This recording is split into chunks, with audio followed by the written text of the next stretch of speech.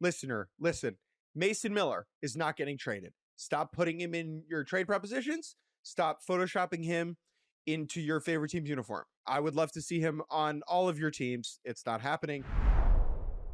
Hello and welcome to Baseball Barbacast, the only baseball podcast in the world who thinks that every single trade should be announced by the town crier. I'm Jake Mitz. That's Jordan Schusterman. Can you imagine? No tweets, no alerts on your phone. You just walk into your local main street and a person on a box with a large scroll just goes, hear ye, Gino Suarez is a Yankee. I would love that. I think that the small Ohio town where I live in is honestly perfect for this. We've got kind of like a town square situation. Like we've got a perfect meeting spot for someone to come, tell me that Seth Lugo has been dealt to the Blue Jays. Like that would be awesome. I feel like it'd be a little bit more complicated in New York City to know exactly where everybody should gather for the need a lot of town criers. You would need a lot of them all over, but I love this idea, and maybe we can make it happen. We've got the trade deadline coming up a week from tomorrow, and this is going to be a trade deadline heavy episode of Baseball Barbacast. You know who would hate my dumb idea is our guest on today's episode, Big Bob Murray, Robert Murray, who makes a living and a life off of breaking news, which he did very recently, breaking the Rafael Devers deal. You can follow Big Bob at Robert Murray. He's writing for FanSided. He's, I would say, of the newsbreakers our age, he does a pretty dang good job. So he's going to come on and share some knowledge, share some rumors, maybe even break a trade or two on the air. Probably not. Maybe if we're lucky, and I think we're the only people that call him Big Bob, but we're just going to keep doing that because Robert is one of our favorites. So we're going to talk to him later. But this is going to be a deadline heavy episode. We are going to go league by league. We're going to talk about the AL before we bring on Robert Murray. We'll talk about the NL after that. But before we do that, and we'll explain kind of the structure of how we're going to do this conversation with just a little over a week to go before we get to the trade deadline. Let us remind you that once we get there, 6 p.m. on July 31st is the deadline, 5:30 p.m. Eastern time on Thursday the 31st, a week from tomorrow. We will be doing a live trade deadline show on YouTube. You will be able to watch us react at the last second when Phil Maton, gets dealt at 5:58. You're going to watch us freak out about it. Live on here, Baseball Barbacast. That will be a very special edition. I'm looking forward to that. It's going to be a lot of fun. Yeah, the deadline is at 6, and your deadline to watch us talk about the deadline is at 5:30. Yes, so we hope you join us. We will continue to promote that in the days leading up to it, but we have to set the stage first. Now, a year ago when we previewed the trade deadline, we did it immediately after All-Star. That Friday after we got home from Texas, we were like, all right, we're in deadline mode. And it is true. That is kind of the rhythm of the season. Once you get past All-Star, you start getting into deadline mode. But the reality is, because all of our favorite Pobos are the ultimate procrastinators, and because the playoff field has been expanded, these teams wait as long as possible to actually start making deals, which means we had a little bit more time before we got to go full deadline mode. But here we are in this Wednesday edition of Baseball Barbacast, and we are going to do it. So how are we going to structure this conversation? We are going to use our good friends at Fangraphs. Of course, I'm drinking out of my Fangraphs mug on this fine Wednesday morning. They gave us the playoff odds. These are the playoff odds we reference often. And those are going to be kind of how we structure this conversation, going from first to worst, the teams who have the best chances of being in October to the teams who have already planned their vacations. That is going to kind of give us the structure for which teams we expect to be buyers. There is a messy middle in both leagues, and then, of course, the teams we expect to be sellers. So, Jake, I know you wrote a very, very comprehensive kind of breakdown of all 30 teams at Yahoo. I wrote a little bit about some of the most glaring needs for contenders earlier this week. You can go check that out. But where would you like to begin this conversation? I think we are going to start in the American League. Let's begin at the top with the Detroit Tigers, who currently have the best record in the American League at 60-42. They're kind of a different character than the rest of the contenders in the American League: Houston, New York, Toronto, Boston, Seattle. Just because we have never seen this Tigers regime act aggressively. Now, they have only really been in full win mode for what? One offseason? Remember, they traded Jack Flaherty at the deadline last year. This is a team that was not expecting to make the playoffs in 2024. They did anyway. And so part of the reason they're a little separate is just we have never seen them go all in. Now, that doesn't mean they shouldn't. This is a team that is very well situated to add to its roster with a deep, impressive farm system full of pieces the teams are going to want, and they have needs. They have needs particularly at the back of the bullpen. Their heroic run in 2024 was built in a large part on that bullpen and the interchangeable pitching chaos that manager AJ Hinch deploys. They don't have the same level of pen in 2025. Now, thankfully, there are a number of high-end relievers out there in the market that they can go out and acquire. The question is, are they willing to be dumb to go get one of those big arms? Yeah, and right, the pitching chaos has kind of taken on a new meaning this year, as it is just not nearly, besides Scooble, where it's just essentially, automatic victory or close to it. We win today. And credit and credit to Casey Mize too, also an all-star. Like, I don't think we've given him enough credit as far as someone who was not at all a character last year in terms of kind of stabilizing this rotation. Flaherty's been fine. Reese Olson is totally solid. But the bullpen, besides Will Vest, who has kind of carried that momentum from his real breakout last October, all these other guys that we saw last year have just been a little bit worse, right? That's Tyler Holton. That's, Brendan Hanafy and Brant Herter. And they bring in Tommy Kahnle, and he's helped a little bit, but hasn't necessarily stabilized things. So they're clearly still a few arms short. And like you said, they have the pieces to go get relievers. And even if it's just rentals, I think that would be a good idea. But we just don't know how aggressive they're willing to be. On one hand, you could say, well, the Tigers have the biggest cushion in baseball. They're going to win this division even if they continue to play like crap, which they have over the last couple of weeks. Or they have the highest, playoff odds. Or what I'm saying is, this is it, man. The window's right here. Like, the American League might never be this weak again.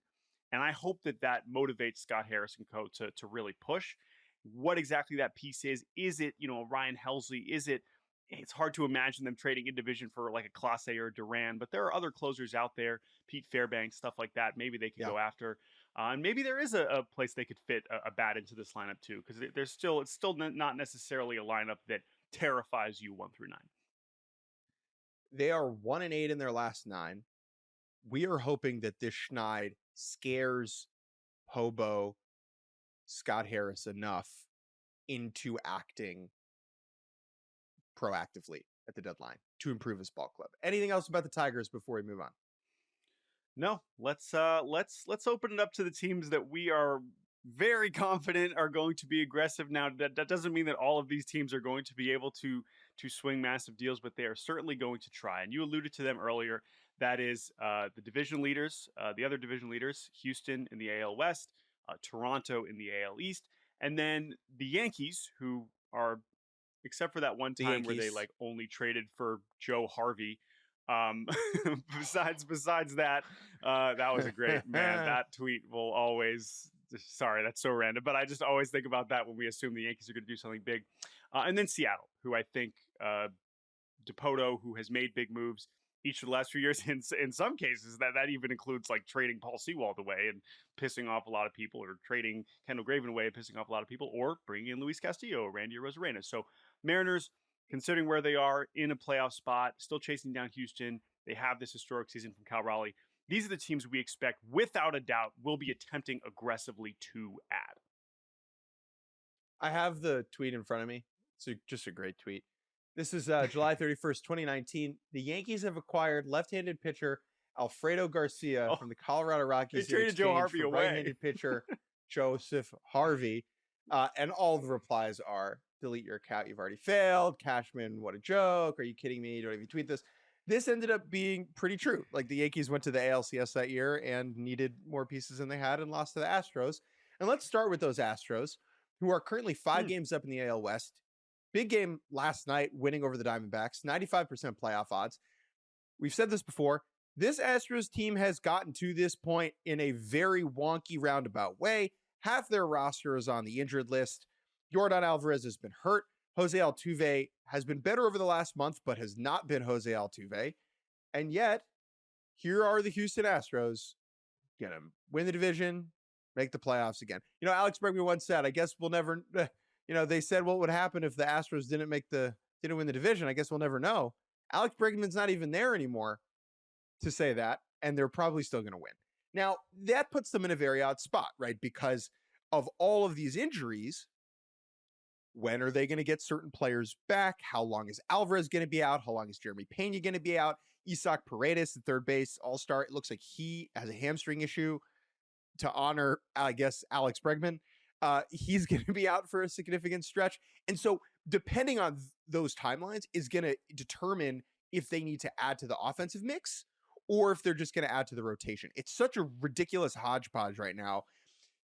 Friends of the program, Taylor Trammell, Zach Short, getting tons of at-bats at the bottom of this lineup. Cooper Hummel, who looks like a pitcher trying to hit. You got Victor Caratini in the 3-hole. Christian Walker has just been a catastrophic signing. It's just a weird vibe down there at Dyken Park. And yet we think they're going to be aggressive because they usually are under Dana Brown. Yeah, that said, and Christian Walker has finally started to look a little bit better lately, although it was really bad for the first few months. I think that we often laugh at the teams that have injuries and they're like, oh, well, we get them back. That's our deadline acquisition. But in the case of the Astros, where literally half the team is on the injured list, they're now up to 17 players on the IL, including 9 hitters. It does become a little bit more difficult to know where to add when you do have so many everyday players you're expecting to get back. Where does that playing time go? Now, again, that doesn't mean you shouldn't try to get someone to help you right now if a lot of these guys are going to be out for most of August. But if they're looking at their 95% playoff odds and said, Mariners can't catch us anyway, it doesn't matter, let's just get healthy and then ride. All that said, I do think it makes it more likely that they add pitching in some form than trying to squeeze in some sort of position player. I mean, I just wrote about how they need a left-handed hitter because without Yordan, they just don't have any, and we don't know when Yordan's going to be back. They have switch hitters, Caratini and Hummel, and Taylor Trammell is now there. Jonathan Singleton's somehow back, but like they just don't have left-handed hitters. So that would seem like something like Ryan O'Hearn would be a fit there. Maybe an outfielder like a Cedric Mullins. I don't know, but I do think it's way more likely that they try to add a starter, kind of like they did last year with Kikuchi. And that's not something that's necessarily going to get better, the left-handed hitting stuff, because Yordan's the only one who's an impact bat, who's on the IL, who's lefty, right? Pena's righty. Jake Myers, who's had a great year so far, he's righty, so is Paredes. So I think you're right. I think a left-handed bat would help them. But remember, last year we thought they would just kind of stand pat, and they went out and shocked the world and added Yusei Kikuchi and paid a lot for him, and he was great. And that trade looks a little bit better now than it did back then. All right, let's move on to the other division leader, the Toronto Blue Jays, who did lose last night to the Yankees, had a chance to push that lead in the division up to 5. Instead, it dwindled down to 3. Playoff odds stay at 92%. And their needs for this deadline, well, they're pretty straightforward. They need a person who you can give the ball to in a playoff game and sleep well the night before. Yeah, and it is weird because they have these 4 very accomplished veteran right-handed pitchers.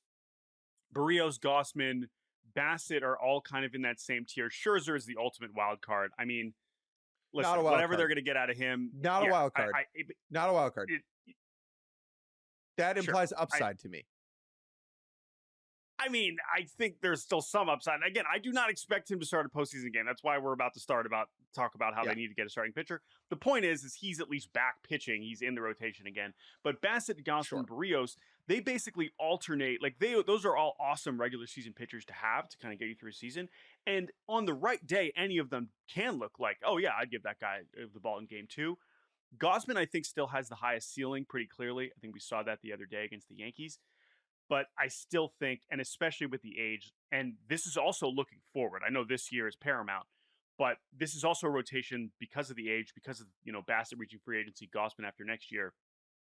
They're going to have to start getting some more starters in here at some point too. So that's why they're a very interesting candidate to go after a Sandy Alcantara, to go after a Mitch Keller, to go after a starter with multiple years of control. Do they have the farm system to do it? I don't know. Their farm has gotten better, but it is still, I think, comfortably in the bottom 10. So unless they're willing to part with the top guys, I don't know if they're going to be able to put together a good enough package. All that said, the opportunity is here. The AL East is weaker. Go out, go for it. Like, this has been a really, really fun season for Toronto, and I hope that they act accordingly.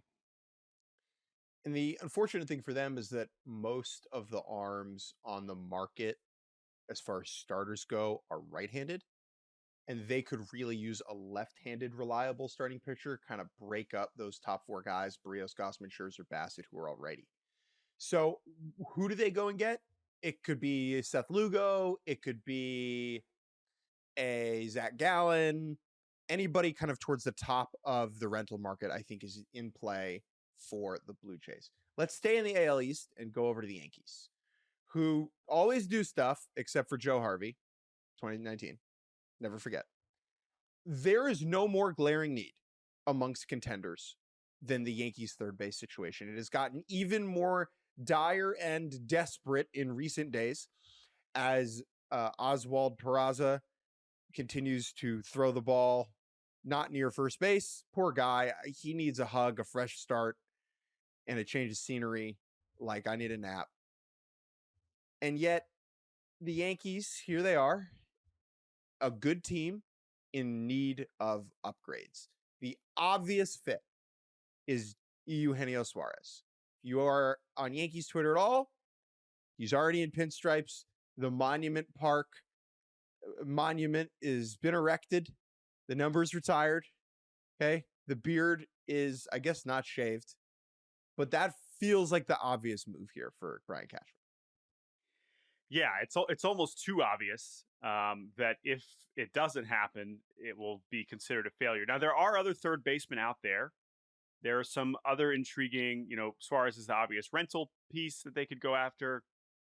If they want to cheap out on the rental, Yohan Moncada would also maybe be a fit, who is, again, a flawed player, but I think an upgrade over what they have right now. If they want to go longer term, can they get Ke'Bryan Hayes from Pittsburgh? I mean, he's under contract for a while. Can they get, Ryan McMahon from Colorado? That seems like a fantastic fit if the Rockies are willing to pick up the phone. Seems unlikely. So there are some other options out there, but right now, yeah, I mean, third base. I mean, it's a weird thing too, because it's like there is a very good version of the Yankees that can still be good with third base being terrible. But recently, enough else has been going bad that we're just so focused on that. And then obviously with Volpe's struggles, the left side of the infield just becomes this, like, how is it this bad for the New York Yankees? But third base has been a problem for years now, right? I mean, with the Donaldson trade not going well, with LeMahieu declining, you had Jazz covering your ass there for a bit. We always knew that was going to be temporary, and now they're just left with not very much. So I'm curious to see. I think that I still also expect them to add pitching, especially in the bullpen. But third base, this is about as glaring of a Yankees need as we've seen in some time. And if they do successfully manage to address it, I'm curious what that looks like. They are not rolling into October with Oswald Peraza and Yorbid Vivas as a third base platoon. This is not happening. Number one, most bankable deal is the Yankees acquiring a third baseman. Now, do they need a playoff starter? Is a very interesting conversation. Given Clark Schmidt's injury, given Garrett Cole being out for the year, the playoff rotation right now would be Fried, Rodon, Will Warren, Marcus Stroman. Cam Schlittler's been nice, but 2 big league starts. I know Luis Gil is coming off the IL at some point. Is that a guy you would really, really trust in a playoff game? Do we really, like, how dependable is he? That timeline could get pushed back even further. Do you think the Yankees need another guy they could start in a playoff game? I think they will consider it. I don't know if they 100% are going to make that the priority. I think Luis Gil is absolutely one of the more interesting just pitchers to monitor for the second half, and just what that ends up looking like because of what he was for them last year and because he's coming off injury. So That is definitely a candidate for there's our big deadline acquisition right there. Luis Hill, rookie of the year, baby. So we'll see So, how to what degree they try to spin that. but here's the thing about Mr. God Bless Me is that Mm, the Yankees didn't really trust him in the playoffs last year. I mean, he yeah, started twice, I believe both of the game fours against Cleveland and the Dodgers, and went 4 innings in each start, was fine against Cleveland, was bad against LA. yeah. And if that's your 4 starter, I think you could stomach that. If that's your 3 starter, I Yeah. think that's a I little think bit more iffy. that's totally fair. I think it's more likely that Will Warren or I guess Schlittler pitches their way into the trust of being a 3 starter. Now, you can argue whether that's a good idea or not, but that Sure. feels more likely than Heel coming back and reclaiming it. Either way, I think it's more likely that they add a third baseman and a reliever than they add an impact starter. But I am prepared to be wrong because I think that the Yankees will act with urgency. Let's talk about the Mariners quickly before we open it up to the messy middle of the American League. And the Mariners have had an interesting run because they have also were dealing with a lot of injuries early on where it seemed like they had some pretty glaring needs on offense. But the reality is they kind of have been hitting really well up and down the lineup since the beginning of June. And I mean, arguably since the kind of the end of last year, that I think that pitching is still more of a priority because some of the injuries they've had on the mound. I know that Logan Gilbert and George Kirby are back and Bryce Miller is supposedly coming back. But this bullpen, while it is awesome at the back end with Munoz and Brash and Gabe Spire, it is very thin beyond that.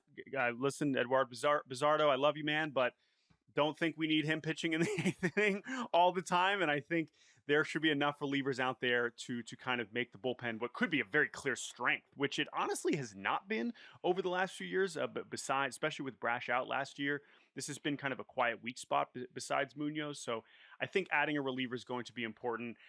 Can they add another bat? Third base is another obvious place if they want to upgrade over rookie Ben Williamson, who's providing great defense and very little offensively. A reunion with Suarez would be both perfect and very embarrassing, considering they salary dumped him. So that is certainly a storyline to watch if they have the prospects to get it done. If they get him back, that would be great. It would make them a better team, of course, even though the optics are a little bit goofy. But I expect Jerry Dipoto is still in kind of save his job mode, and I think that that is how the Mariners will act. They have been aggressive. They have a great farm system. They will make some interesting trades. I'm quite confident. I think they could use one more impact bat. And I think they are in a good spot because of where their holes are defensively to have essentially your 3 worst hitting positions be DH first and third gives you a lot of room to add bat first players.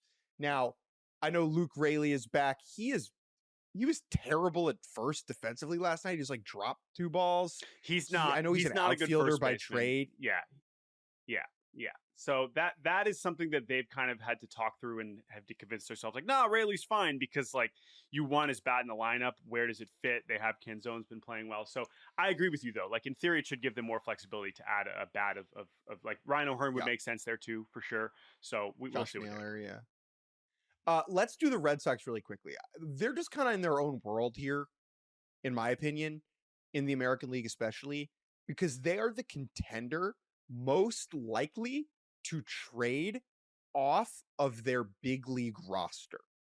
Okay. The rest of these contenders, my expectation is that they dip into the farm system. Yankees, trade Spencer Jones. The Mariners trade from their assortment of young position player talent at high A double A. The Red Sox, I think it probably behooves them to trade one of either Jarren Duran or Wilyer Abreu. Now, will that happen? Probably not in the end. But even after the Devers deal, they are still operating with a crowded situation because Masataka Yoshida is back. That's one. Then you have Ceddanne Rafaela, Roman Anthony, Jarren Duran, Wilyer Abreu. That is 5 players for 4 spots. And teams, the Padres, really covet Duran and Abreu as young, controllable outfielders. the Red Sox could use some impact controllable starting pitching. Is there deal space? I almost wonder if they're still going to try and salary dump Yoshida. Obviously, he has the least trade value, but in terms of like what is the best baseball team right now, it's the one that is still finding playing time for Duran and Abreu and Anthony. I think. Now, again, you could still argue it's a better move to just go get a haul for Duran or whatever, or Abreu. But this is a tricky spot. So I know they were playing. Obviously, they had the W10 going into the break, and then now it's been a little bit more. Okay, we'll see. But Boston they remain fascinating, and if they do nothing, it will be another few months of consternation about this roster, whether they're winning or not. Very interesting stretch here for them. They opened the second half with a pretty outrageous stretch. At Cubs, at Phillies, home against the Dodgers. So, ouch. Congrats on the W10 heading into the break. Let's now go and fly through the messy middle in the American League, which is just, yeah. Well, I'm just going to say, first of all, it's good they banked those wins before the break for Boston. But as we mentioned, we were setting this up as like a playoff odds thing. This is important because those 5 contenders we talked about earlier, as it stands now, all have 75% or higher playoff odds, right? Houston, New York, Toronto, Detroit, Seattle.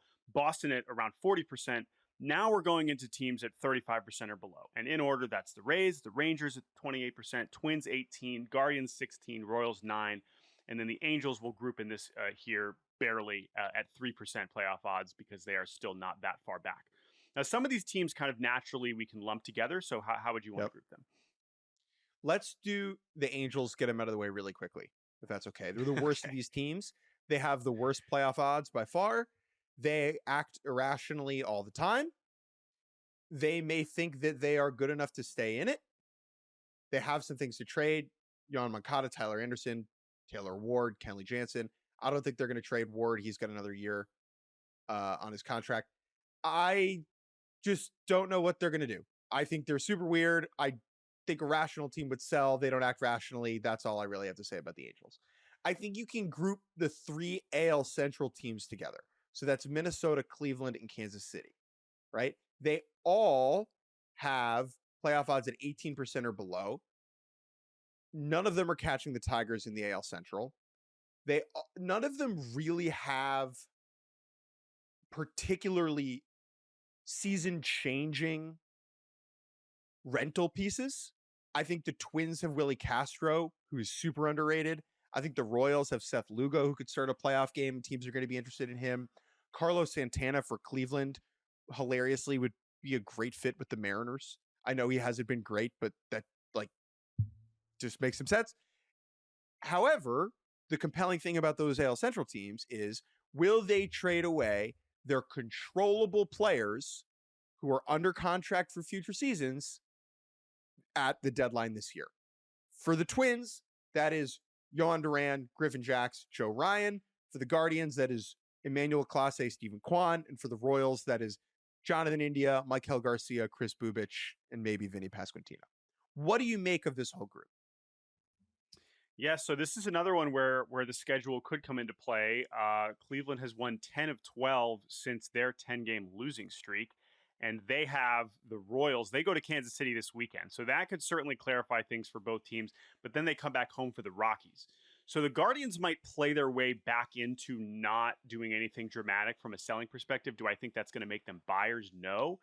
Whereas Minnesota and Kansas City, Minnesota's tough to kind of talk about because they still have this ongoing sale of the franchise in progress, and that can sometimes impact. I mean, we saw it basically froze them over the offseason into doing absolutely nothing or virtually nothing. I know some of their smaller signings have ended up working out in Harrison Bader and Ty France, but for the most part, like, when a franchise is in flux like that, are they really going to trade Joe Ryan like that? I don't know. That feels like a dramatic step. Kansas City is tough. I think that they are the third. I mean, the playoff odds agree with me that they are definitely the third of this bunch, the least likely to actually make a run. But they also feel like a team that still feels like it's trending up as a franchise, and I'm not sure that they would want to subtract core pieces. I could see them being like, all right, this year is not great, but we still believe in this team, and we're going to kind of run it back with these core pieces that we already have under contract in 2026. And maybe they do trade Lugo, but other than that, I would still expect them to kind of stand pat. Seth Lugo and a prospect for Jarren Duran would be pretty fun, right? Add a controllable outfield bat where they've gotten like no offense at all, kick the can down the road, but then you have Duran for future seasons. The two other teams in this group, Rangers and Rays. The Rays will do stuff. They do stuff. That's what the Rays do, right? They act. Now, last year, they were like 4 back around the deadline, and they essentially sold. Randy, Isaac Paredes out. They traded away a starter too, right? Eflin. Who am I thinking of? Eflin, thank you. I think this year they're going to thread the needle. They're going to do buying and selling. They're going to like trade away Zach Littell for someone we've never heard of. And then they're going to trade away someone we've never heard of for, bullpen arm. I just think that's where they're going to be. I would be surprised if they go all in at the deadline. 1, that's not how they operate. 2, they have a sale coming up. 3, this season remains really volatile, even though they are just a half game out of the wild card, because of how their stadium situation is set up, how many road games they have to play. And I think they're just not like, this team's not going to win the World Series. Right. So yeah, no, I agree, but I still think they will do stuff, to your point. Yeah. Yes. But the years in which the Rays know they have a good team, they're way more aggressive at the deadline, right? Like in 21, which I think is the best Rays team of this decade, they went out and got Nelson Cruz. Remember, they paid stuff to go get Nelson Cruz, and he was terrible for them. He was terrible for them. Joe Ryan, pretty good pitcher. So babe, right? Hey, believe it or not, the Rays have lost some trades. So we will see what direction that they go. But I agree with you. I don't think that they're more likely than this last team in this group, which is Texas, to be aggressive. And Texas has just been one of the strangest teams this entire season. They have this shockingly elite pitching staff. I mean, in some ways, it's not shocking. Like, you have Jacob deGrom, sure, and he's been awesome. But for them to have as low of a team ERA as they do, and for the offense with the personnel that they have to be this underwhelming, Brett Boone has not fixed it, even though he knows ball and he has a podcast. This offense is still disappointing.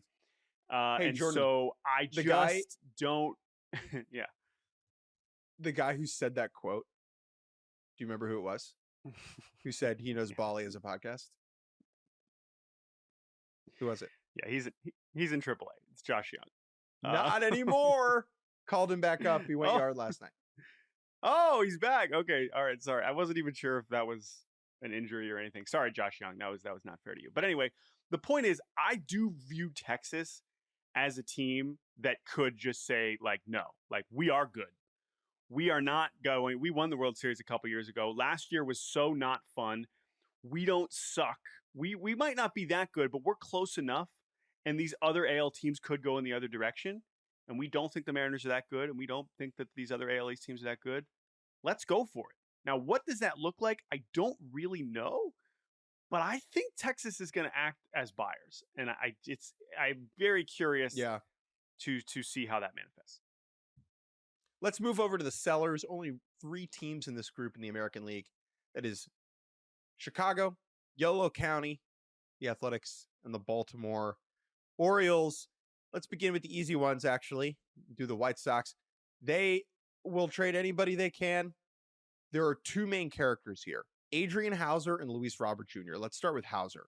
Kind of fell in their lap. They picked him up off the scrap heap this season. With Sky's 10 starts or more, 3rd lowest ERA in baseball, Adrian Hauser. Okay. Outrageous. There is a team out there who would be willing to start this version of Adrian Hauser in a playoff game. Like the second level of contenders. Like I could see the Giants going and getting Adrian Hauser, right? Like he's going to get a not fake prospect. Now, it won't be a top 100 guy, but Adrian Hauser is going to get the White Sox something. Luis Robert Jr. is a complete mystery box. Remember, I believe, 5th place MVP finish in 2023. This guy was banging not that long ago. Okay. He has been buns since then. He's picked it up a little bit since June 1st. I think the OPS is at like 770-ish since then, even though none of the underlying stuff really says it should be happening. Teams love the upside. Teams need center fielders. He has a $20 million team option for next year that I would be shocked if anybody picks up unless he catches absolute fire down the second half. Where do you think Luis Robert Jr. is playing in 10 days' time?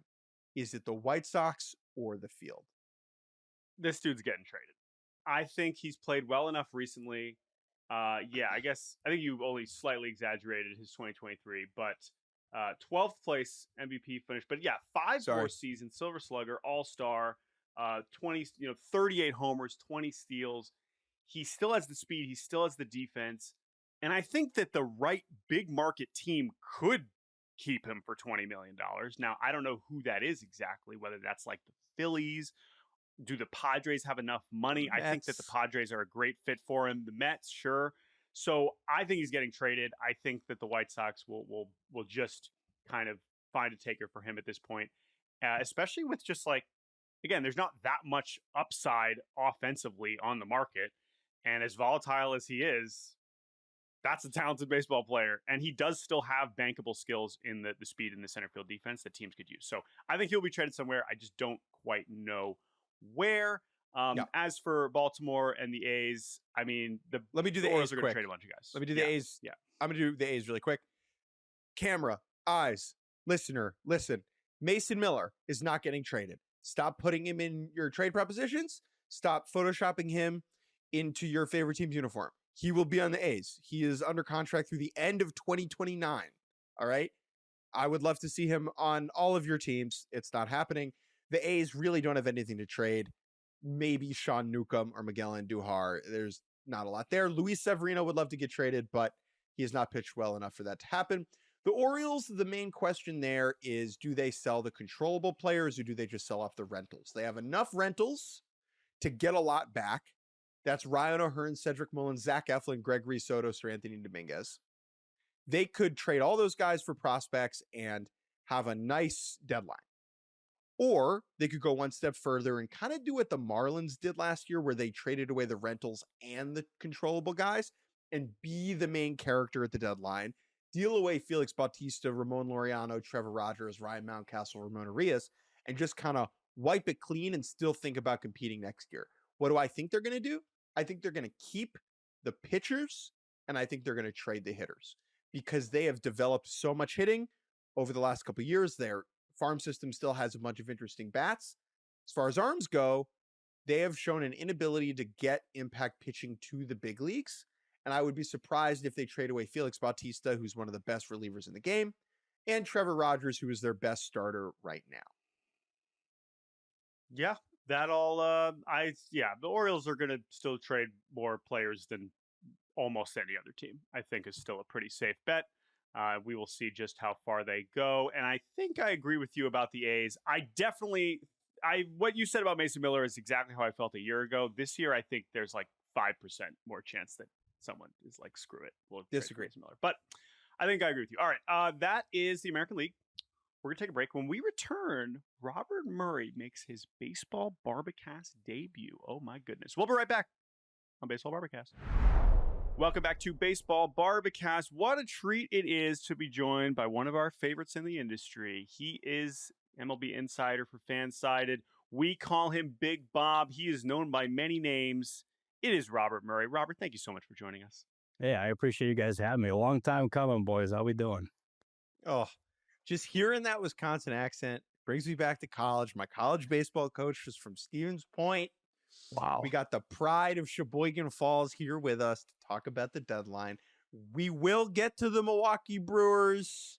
We promise. But we're going to start with the big picture. And this is something that I've been wondering for a while, Mr. Big Bob, is the upcoming free agent class is a little bit lighter than usual. And when you take a look at the players at the top of that class, Kyle Tucker, Pete Alonso, Alex Bregman, Framber Valdez, Kyle Schwarber, they're all on good teams, and they're probably not going to get moved. That means there's probably a lighter rental market than most seasons. What do you think that means for the market at this year's deadline? And do you think it means more controllable players end up getting traded? I don't think it's going to be overly different compared to years past. I do expect some of these controllable guys to go for sure. Like immediately that comes to mind is Mitch Keller, David Bednar, Edward Cabrera as a guy that could very likely go. There's a lot of different candidates that are going to be asked about, especially with the Guardians. Like everyone and their mothers is asking about Stephen Kwan or Emmanuel Clase, but I don't expect either one of those guys to go.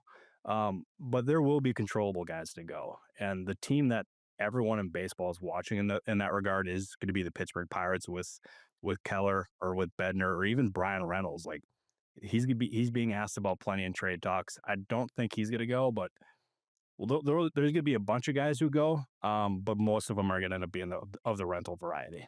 Yeah, and Reynolds is an interesting name because he's having his worst season in a long time, and his financial commitment is much larger. But his track record before this season would suggest, like, all right, you can kind of bank some above average, offensive production in a way that you really can't from that many other hitters available here. And he is under contract. That's why I do feel like Reynolds is a tough one.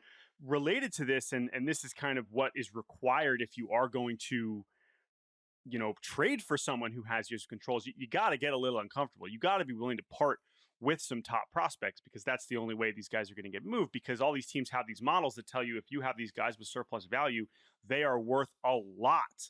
And so that is where it is going to require some of these front offices to get a little uncomfy. And I think my big picture question for you is, you mentioned the Pirates, maybe the Marlins, maybe Cleveland if they, lose a little bit more before the deadline, as having the pieces that teams want.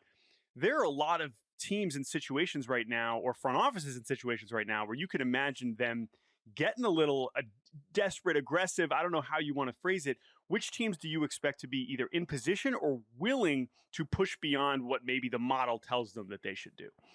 Yeah, it's a really good question. There's a good amount of contending teams at this point that kind of fit that bill for me. The Yankees are the first one that comes to mind. They're talented for sure, but they've got some problems there. And Brian Cashman has been adamant that they are going to make moves.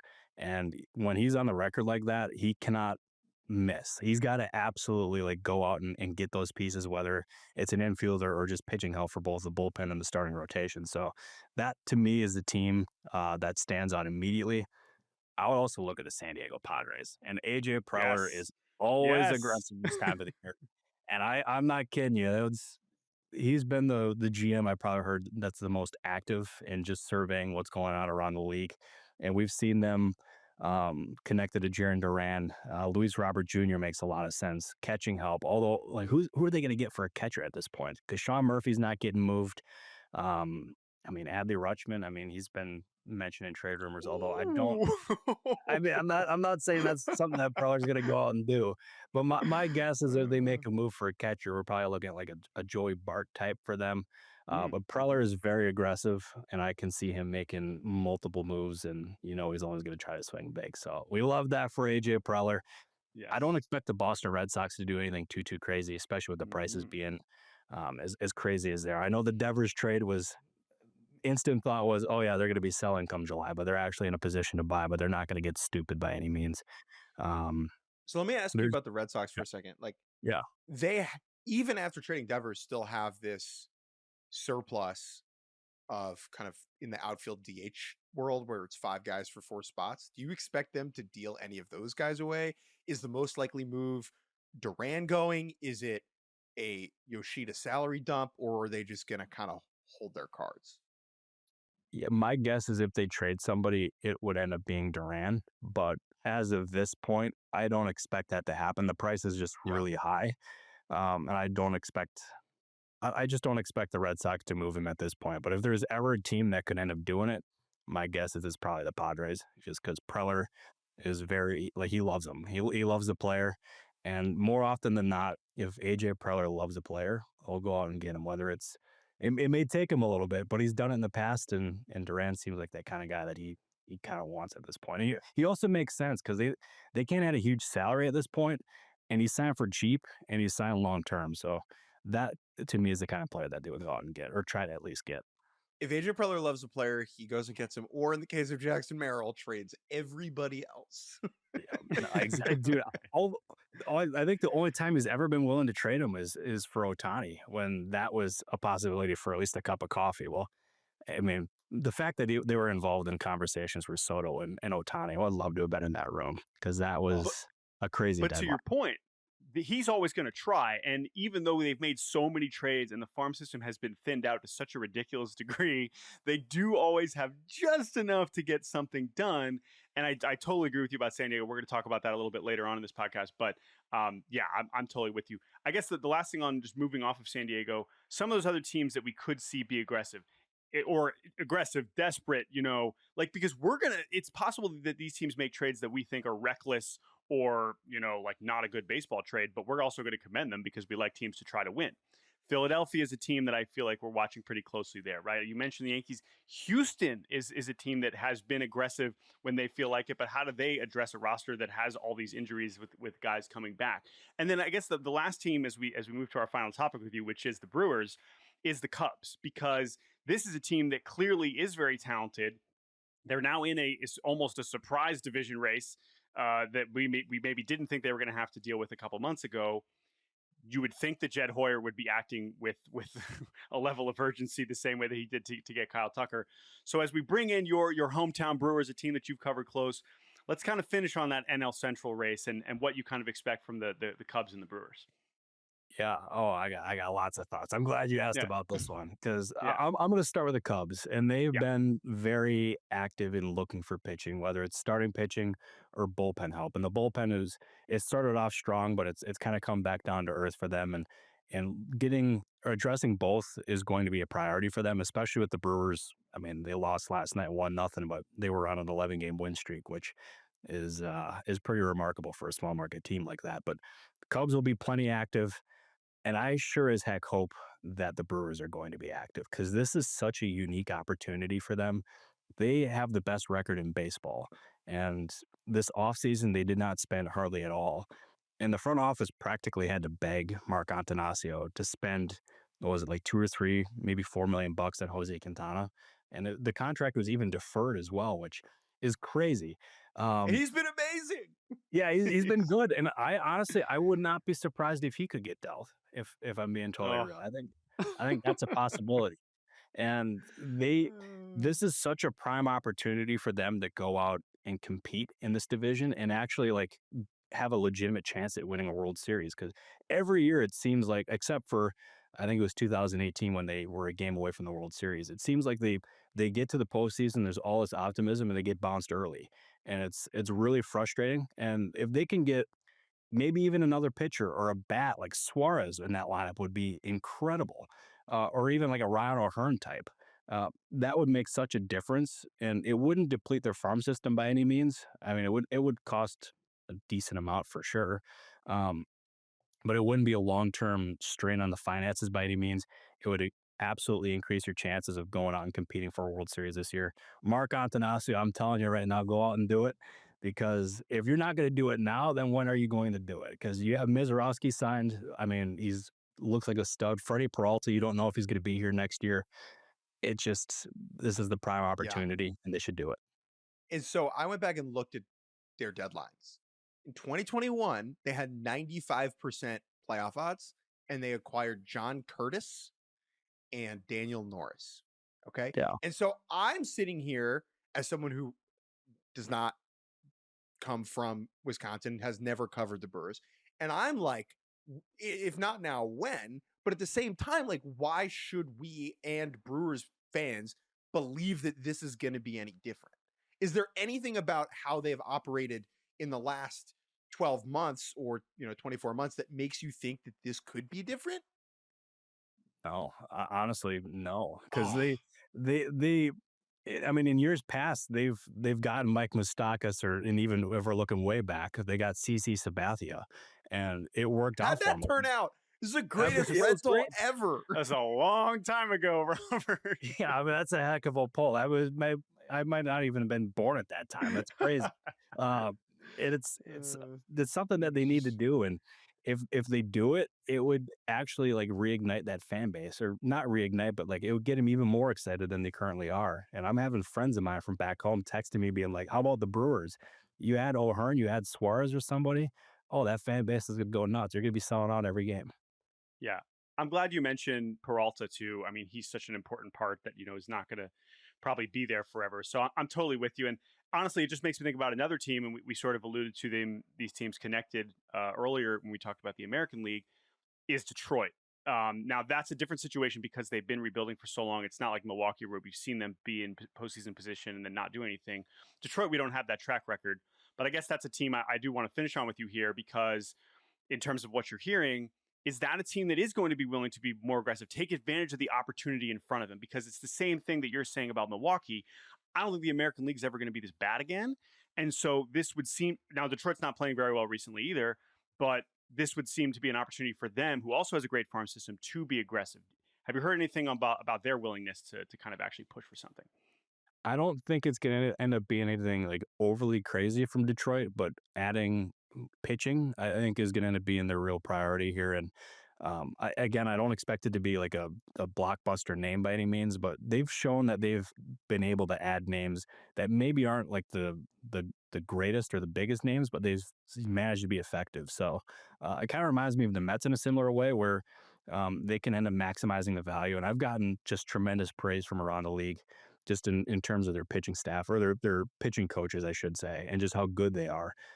So I think they're going to be aggressive on the market, but just temper expectations there. The team that I could see making a decent splash in the American League could actually be the Houston Astros, and they're looking for a bat.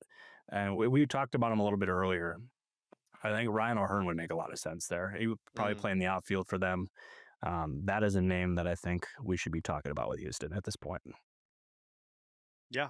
No, I mean, hey, Big Bob knows what's going on. So that's why we had you on. We appreciate the insight. Obviously, if you're not following by Robert Murray, if you weren't following him in June, then you would have been way late to Rafael Devers being traded. So I don't know if Robert's going to be able to break anything as big as Devers. I know he aspires to that, but we look forward to seeing what he's got.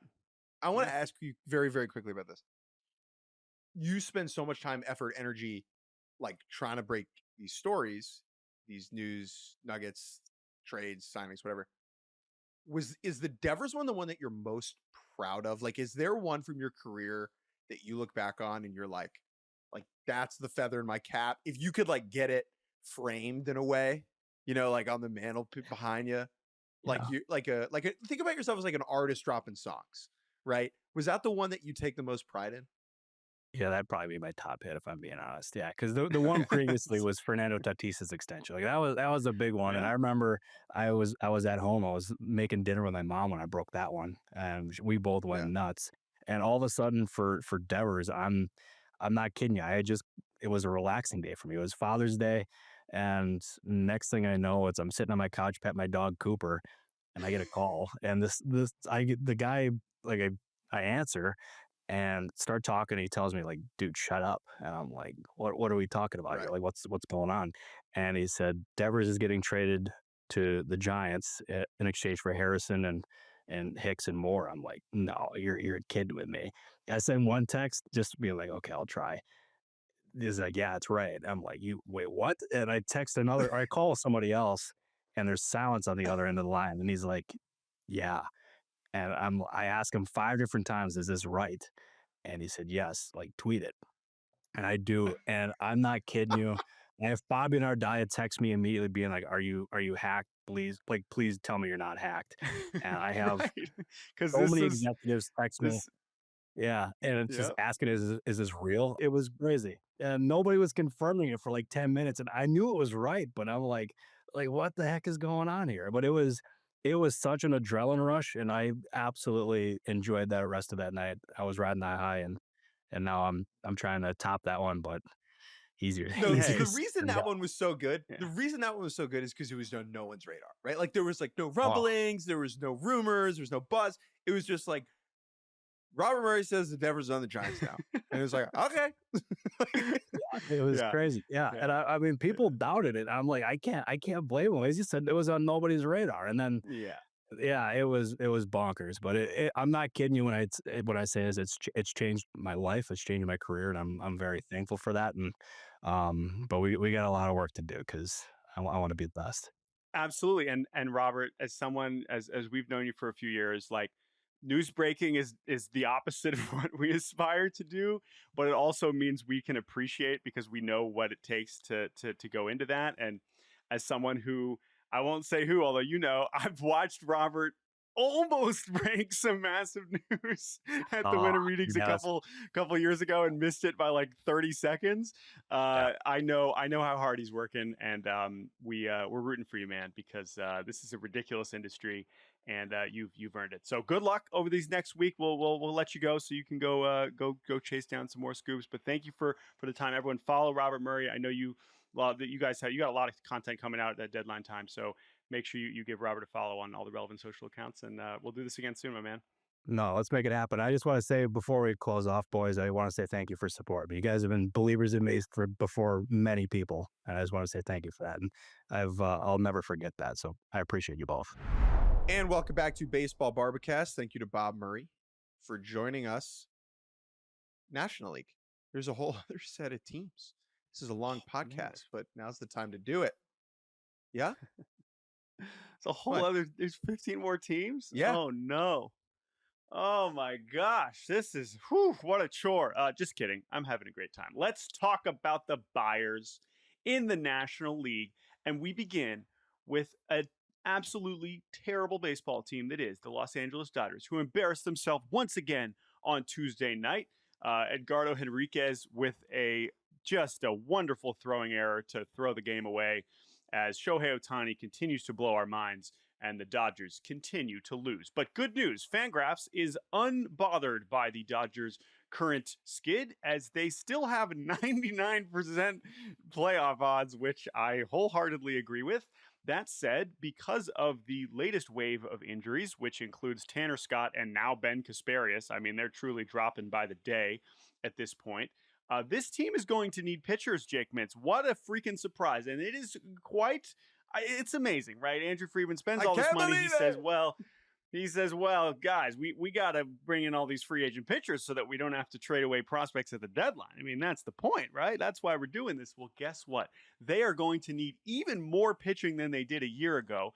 And Michael Kopech and Jack Flaherty were very, very important. Like, they probably aren't winning the World Series without those two guys. I know they weren't their best pitchers, but they did end up absolutely needing them. I know Tommy Edman was an even bigger part of last year's deadline, but they are going to need pitchers. I think that is still going to be the priority. I know some of their hitters have not been living up to their high standards, but I think that for the most part that the focus is going to be on the mound for the Dodgers. They are not entering October with Alex Vesia, Kirby Yates, Alexis Diaz, Ben Kasparius, Anthony Bonda, Edgardo Henriquez, Jack Dreyer, Will Klein, and Dustin May. That's not the bullpen. It's just not. Now, do they get a starter? I don't know. So if the playoffs were tomorrow, the rotation would probably be Yamamoto, Glasnow, Ohtani to Emmett Sheehan, and then the return of Blake Snell, right? With Kershaw in there somewhere. I think they're probably content enough with that. That's surely going to change between now and the first game of the playoffs. Someone else is going to get hurt or come back or whatever. I think they're happy enough with that they don't need to get a playoff starter. And this bullpen is just such a catastrophe that they really do need more reinforcements there. They could use a utility man just because Max Muncy and Enrique Hernandez are out right now. And they're a little thin on the position player side. But I don't think that that's a must. Anything else on LA before we move to the Cubs? No, it's just amazing that this is where they are. I mean, again, we were like, 120 wins. It's like, yeah, if they go undefeated the rest of the way. Actually, I literally don't even think they can get to 120 anymore. So just amazing sequence of events, but we should stop being surprised that this is how the Dodgers seasons go. Cubs. Now the Cubs, feeling a little bit better today than yesterday because the Brewers finally lost, getting shut out in Seattle on Tuesday. However, they got to be sweating it a little bit And they know that they are not going to coast to a division title here.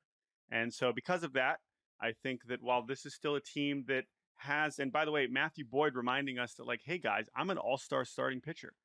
And you can keep discounting me as a playoff starter, but I'm having the best year of my career, and you should feel He's a confident giving playoff me the ball. starter. And that's fine. That's fine. Right. Okay. He's So not the problem. the question is, you go him and Imanaga. That's the question. Is there someone, if we know that Justin Steele's not coming back this year, Tyon hurt, Assad's still hurt, Colin Ray is doing his best, Cade Horton has looked better as a rookie, it still feels like this is a team that's going to be trying to pay big for an impact starting pitcher. And Seth Lugo makes a lot of sense here. There is no team, in my opinion, no buyer with higher stakes. Kyle Tucker, free agent at the end of the year. Jed Hoyer, the president of baseball operations, his contract is up. He is on the hot seat. If the Cubs do not make the playoffs this year, he is absolutely gonzo. So you have to remember the motivations that are pushing the people who are making the decisions. And I think that that is really relevant in regards to the Cubs. Let's move on to the Phillies and the Mets, who I think we can group together because their needs are the same. They need relievers. They need relievers, and more relievers. Both of these teams, I think, feel pretty good about their position player groups, but don't have enough arms in the late innings. They have had injuries. They have had suspensions in regards to Jose Alvarado. They have had underperformance. And I think that it's reasonable to expect reinforcements to come. Now, the difference between the Phillies and the Mets is that the Phillies are led by Dave Dombrowski, who is very aggressive. He is going to add a reliever. Which of the guys on the market do you think makes sense for Philadelphia? Yeah, I mean, Dombrowski is, I think, an absolute main character at this deadline. I think, we know they just signed David Robertson, so he'll help at some point in August. Would they be willing to fast track Gage Wood? I wouldn't put it past them, considering how quickly they've pushed some of the other guys like Kerkering. But I do think we'll see, are they willing to go out and get like a Clase, or if that guy becomes available, or Duran, Griffin Jacks for Minnesota? Do they have the prospects to get a deal done for someone who isn't a rental like a Ryan Helsley or a Fairbanks? I don't know. It's going to be someone. I do wonder with Philadelphia if the outfield is something they would consider also addressing. The Max Kepler situation has clearly not gone as planned, and we know that just the offense from the outfield spots has just not, I mean, it's just been bad. I mean, they just haven't got a lot of production from that. So I know it's less of a priority than the bullpen, but I do wonder if they are maybe more interested in a bat than we maybe thought. And the one thing about Philadelphia, right, is that the window's closing. Mm-hmm. Yeah. Way more than the Mets. Yeah. Yeah. And but I mean, right. I agree with that. So I think the urgency, like Stearns probably feels like he can be a little bit more measured. But I don't know, man. Like the Mets should still be trying to win the division. Like, come on. Like you did just give Juan Soto $800 million. Like, I don't know. I wouldn't. But I do think, just based on what we know on how these guys usually act, I do think it's more likely that they play it cool. Whereas Dombrowski's like, F them kids. We're trading these prospects. Yeah, and if Pete Alonso hits free agency again this year, that's a big bat out the door. The time to win in Queens is now. And I do think that Stearns will be more aggressive than he was last season. Let's do the Padres now, who are the ultimate stars and scrubs Major League Baseball team. The top of their order is outstanding. The bottom of it is an absolute shanda. They lost last night. This is an amazing, like the perfect encapsulation of the bottom of the Padres offense last night. Down 3-1 in the ninth against the Marlins, 4-1 in the ninth, against the Marlins. And they go walk double. And it's like 1-run game, runner on second, no outs. Here comes the bottom of the lineup. And it's just like poof. Trenton Burks, pinch hit, pop out. The San Diego Padres need really two things, in my opinion. They need a catcher. And catchers get dealt so rarely at the deadline because of all that goes into catching in the modern game. But them rolling out Elias Diaz and Martin Maldonado as a platoon that should just, the AARP platoon is not a viable path forward. If you go war by position this season, I believe the Padres catchers have accumulated the fewest WAR. Yes, negative 0.8, according to Baseball Reference. So that's a need. And then the other need is just like an adult hitter at the bottom of the lineup. And they can put that guy at DH. They can put him in left field. Yeah. Because Gavin Sheets has been a good story, but he has not been a good hitter for like 2 months now. And he still has a place on this roster as like a lefty bench bat, but him being in the lineup every day, let alone giving regular at-bats to Iglesias and Tyler Wade and Trenton Brooks, like it's not anywhere close to good enough. And the rest of this lineup is not so good that you can afford it in a way that like a team, honestly, like the Yankees, right? Like if you have Aaron Judge and I know the Padres have some really good hitters, but the bottom of this lineup has just cost them too much. So Preller, kind of in the same way as Dipoto, like he's going to do something. He's going to try to do something. Does he have, but unlike Dipoto, he does not have a loaded farm system to deal from. That said, Preller gets stuff done. So I don't know what it's going to look like. I don't know what catcher could realistically be available to fix this midseason if it's not Sean Murphy. And I don't think they have what it takes to trade for Sean Murphy. So I don't know. They are they are a mystery box. But as always, every year I can't wait to see what the Padres do. Who do the Padres love trading with, Jordan, more than anybody else? I don't.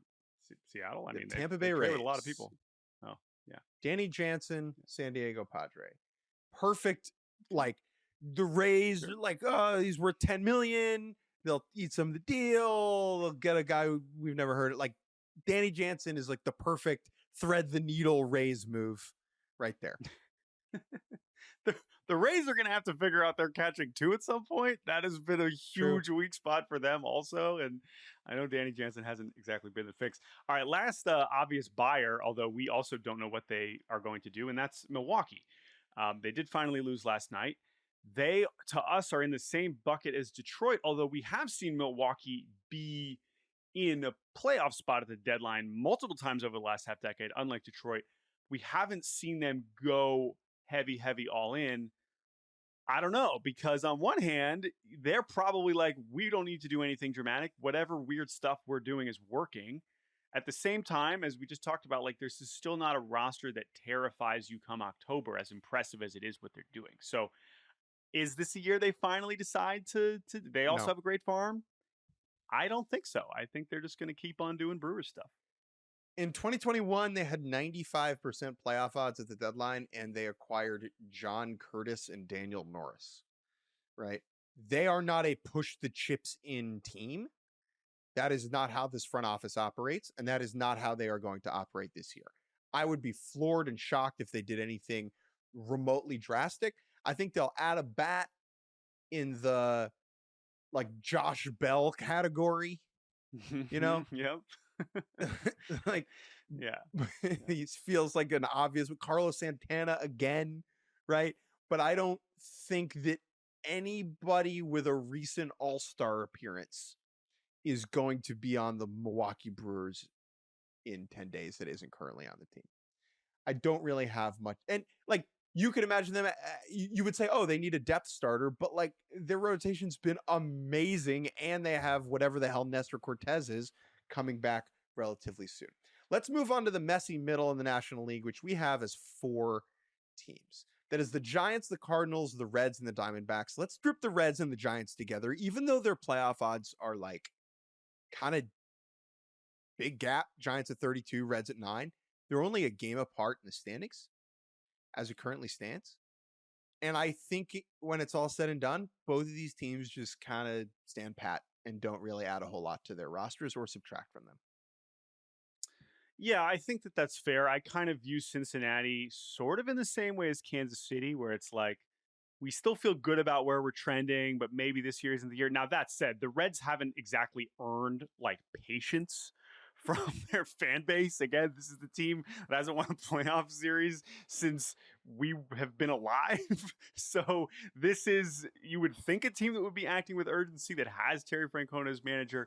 But I think I agree with you. As for San Francisco, I mean, let's see what Buster Posey has cooking up. We know he made this massive swing for Devers. It's not like we're expecting him to do anything remotely resembling that again. But they are still close enough that I don't see Buster Posey just like hanging out and thinking that they're good enough. So I don't know what that looks like. but that just doesn't seem like how they're operating and how he is able to execute a deal in this interesting season where you have so many teams stuck in the middle here. That will be very interesting. They also just haven't been playing that well. So but I don't, Yeah. I don't see Buster Posey deciding. Not that they have a ton really to sell anyway. I don't know. That feels like a pretty big wild card, also in every sense of the word, because Buster Posey, like, who knows? That's true. The Giants also have a bad farm system, and their best piece, Bryce Eldridge at the top, is not going anywhere. Like the Red Sox asked for him in the Devers trade, and if you're not going to include him in the Devers trade, he's not going anywhere. And so for that reason, I just don't think the Giants are going to be able to acquire anything of impact at this year's deadline. But again, Buster Posey has shocked us before. Let's do the Cardinals and the Diamondbacks now. And let's start with the Diamondbacks because they are the main characters of the deadline. They are the ones holding the keys. They are just flush with impending free agents in a year that does not have many guys hitting free agency. These expiring contracts are Geno Suarez, Zach Gallen, Merrill Kelly, Josh Naylor. I would say Suarez and Naylor are the two best rental bats available. Gallen and Merrill are both capable of starting a playoff game. Shelby Miller, James McCann, Randall Grichuk are all depth pieces that could be on a playoff roster. James McCann has been weirdly good. He's another dude that the Padres should just try out at catcher, right? Like, why not? Just what the hell? Yeah. The Diamondbacks, tough loss last night. They're down 5.5 in the wild card, down 9 in the NL West, 13% playoff odds. It feels like they're going to sell. Just a fascinating situation for Arizona. Yeah, I mean, we've been talking about them for weeks, and I think that they probably wish they had more clarity by now. Their schedule leading up to the deadline is, again, they got this last game against Houston on the road. They got a 9-game road trip through the deadline at Pittsburgh, at Detroit, at the A's. So I don't know.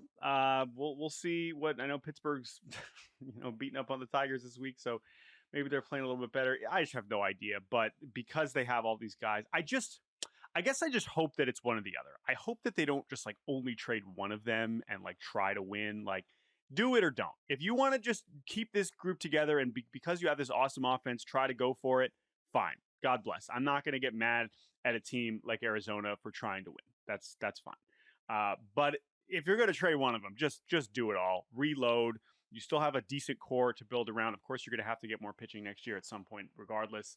So I hope that this is not a half measure in either direction. I'm most interested to see if they group these guys in trades to try and up the level of return, right? If I give you Geno Suarez and I give my little sister Zach Gallen, I'm going to get less from each of you than if I give you, Jordan, multiple players. I could get a better prospect back if you're going for high end instead of kind of like you're just going to get a better return. So I'm interested to see how they package that. Let's move over to the Cardinals, who I think are in a really fascinating spot because of who's in charge. Remember, what are the motivations of the people making the decisions? This is the final year for head honcho John Mozeliak.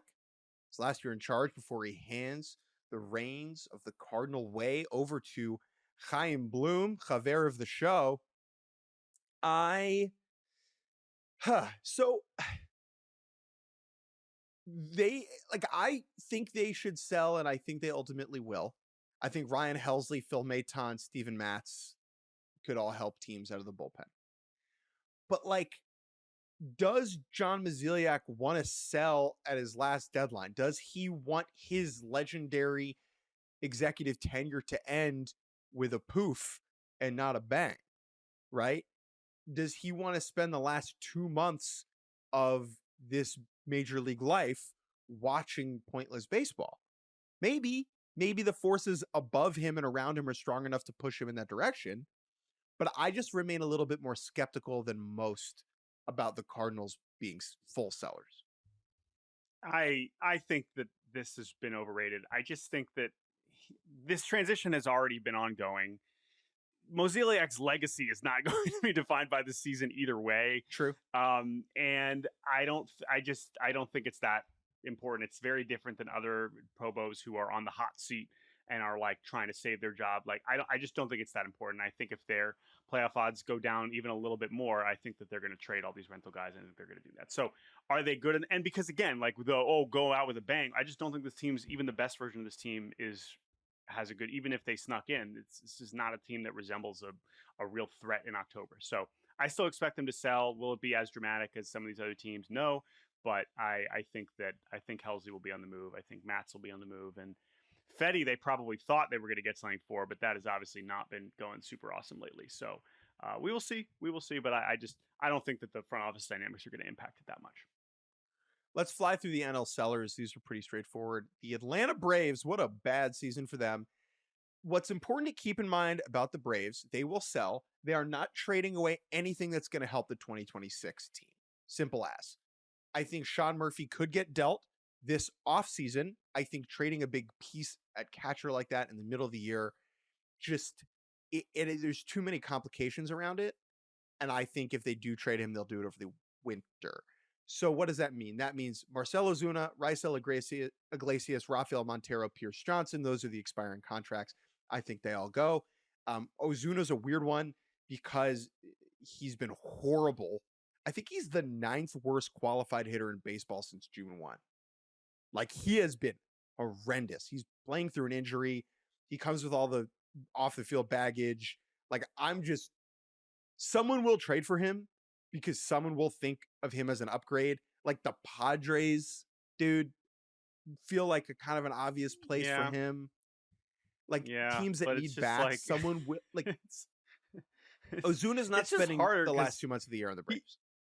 Yes, logically, there's no reason for them to keep him, and maybe you're right that someone will take on the money, but it's not a Luis Robert where it's like, man, this guy can't hit right now, but at least he's playing a damn good center field. He's bringing nothing else. So if you're giving him DH at bats, you better be actually you want to designate him to hit, he better be hitting. So I think I agree with you, though. I do think that obviously the Braves still believe that this is just a cursed season and they will get back to contending in 2026. So I don't think that they will be a team we're talking about that much unless they do try and trade Murphy. But that's why I think that the Marlins and the Pirates, like the Nats and the Rockies, are bad. They don't have a lot of players that make sense to move in terms of rentals that are going to make a huge impact. We don't think they're going to trade their controllable players because the Nationals, I just think that they also think that they're close enough to winning that keeping Mackenzie Gore makes sense. And the Rockies operate on a different plane of existence. And I don't mean that in a good way. So I think Miami and Pittsburgh are the two other teams that, if they want to be the main character at this deadline, alongside Arizona, are absolutely the teams to watch. And that is because the Pirates are, man, I mean, it is bleak for a million reasons. Is Ben Cherington going to still have a job at the end of the season? I don't know, but he's still in charge at this deadline where they have pieces that they could move that are not rentals that they could get a lot for. That is Mitch Keller. That is maybe David Bednar. To Brian Hayes, does he have a lot of trade value? I don't know, but to a team like the Yankees, probably.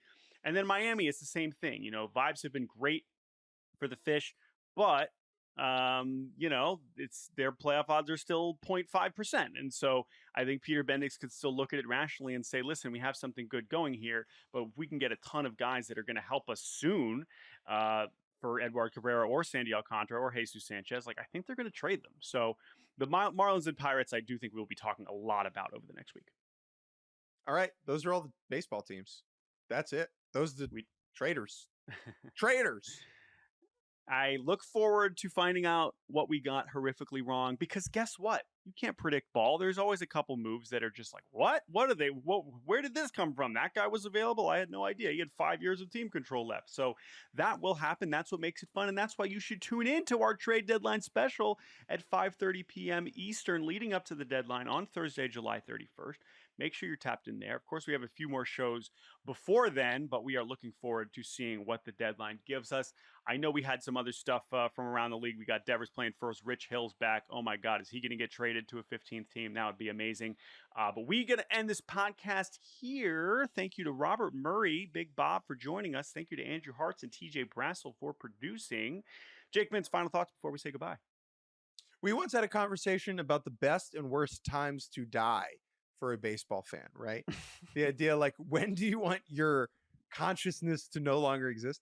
And after doing this preview, this is a tough week to go because I want to know where all these players are going to end up. I want to know how teams are going to operate. So, big man upstairs, if you're going to take me August 2nd, okay? So that I can do the trade deadline preview show on deadline day. What a lovely place to end. Thank you all for listening. Goodbye. Literally.